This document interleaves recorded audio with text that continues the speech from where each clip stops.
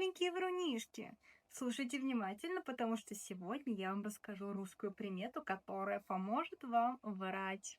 В России есть такая примета. Человек что-то сказал, и после этого он чихнул, или кто-то рядом чихнул, даже незнакомый человек. В этом случае считается, что человек сказал правду. Например, я просто идеально говорю по-корейски. О, правду говорю. Вы сами чихнули или кто-то рядом чихнул, и тогда вы говорите: о, правду говорю. Или просто: о, правда. О, правду говорю.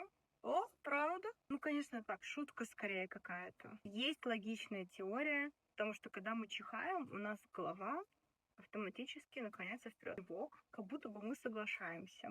Значит, правду говорит человек. На это все. Пользуйтесь, врунишки.